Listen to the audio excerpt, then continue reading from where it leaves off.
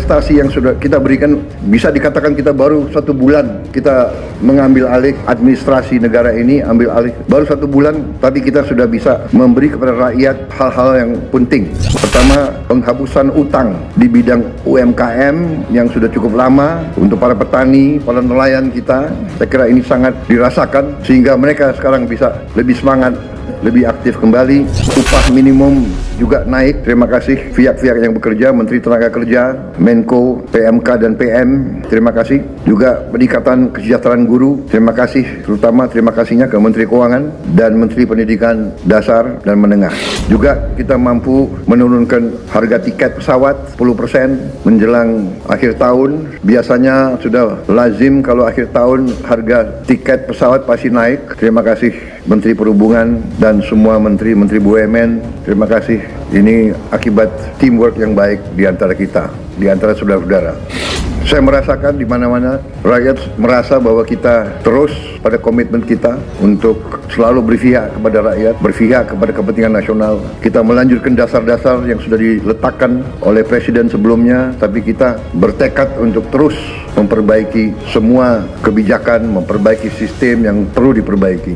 Sebagai contoh juga, saya juga sampaikan terima kasih kepada tim Menko Pangan dan semua menteri-menteri yang berurusan dengan pangan kita. Dalam rapat terbatas terakhir beberapa hari yang lalu, saya mendapat paparan yang sangat menggembirakan. Produksi pangan kita naik, cadangan pangan kita mungkin terbesar selama beberapa tahun ini. Yang ada di gudang kita saya kira mendekati 2 juta ton, dan sangat besar kemungkinan dan keyakinan saya tahun 2025 kita tidak akan impor beras lagi. Bahkan cadangan kita cukup.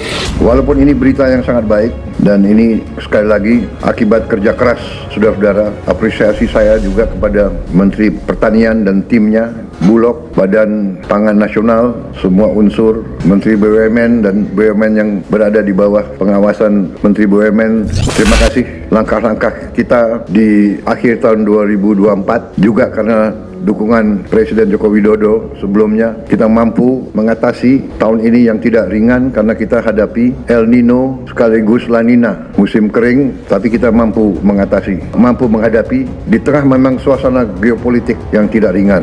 Masalah geopolitik berpengaruh dengan masalah pangan. Kalau terjadi suatu ketegangan dan krisis, negara-negara yang biasanya ekspor pangan akan menghentikan ekspor mereka. Ini fenomena yang sudah terjadi berkali-kali. Karena itu, terima kasih, alhamdulillah kita sekarang berada dalam posisi yang semakin kuat. Dan semakin ke depan kita akan tambah kuat di bidang ini.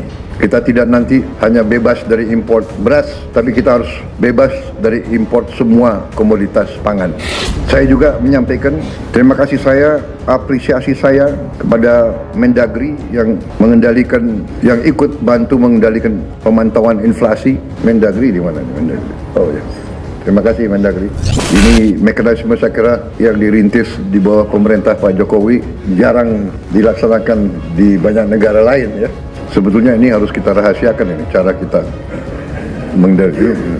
Coba wartawan agak bisa di-delete nggak yang tadi itu? Terima kasih. Ini suatu mungkin nggak diajarkan di Fakultas Ekonomi ya. Kalau soalnya bekas mantan presiden kita itu bekas wali kota, jadi ngerti bagaimana mengendalikan inflasi itu dari lapangan. Saya terima kasih kepada saudara-saudara juga TNI, Polri, BIN, KPU, sampaikan terima kasih saya ke KPU, KPUD, Bawaslu, semua unsur yang telah berhasil melaksanakan pilkada serentak dengan baik, dengan aman. Dalam hari yang sama, sekian ratus pemilihan berjalan dengan aman, tertib, dan berhasil. Bahwa di sana-sini akan ada ketidakpuasan, akan ada yang melaksanakan gugatan dan sebagainya, itu tidak ada masalah, itu bagian dari demokrasi. Kita harus ingat, kita adalah demokrasi kalau tidak salah ketiga terbesar di dunia. Nomor 1 India, nomor 1 Amerika, nomor 1 India, nomor 2 Amerika Serikat, nomor 3 kita. Dan kita berhasil melaksanakan ratusan pilkada dengan tertib. Saya sendiri hadir di Bojongkoneng, di tempat saya. Saya lihat ceria, cerah, baik semuanya. Yang nakal wartawan, nanya, Bapak pilih siapa? Ya jelas lah, masa saya milih, ya kan, tapi tetap rahasia walaupun. Jadi pemilihan itu langsung, umum, bebas, dan rahasia. Jadi wartawan jangan nanya-nanya, saya pilih siapa, nyoblos siapa.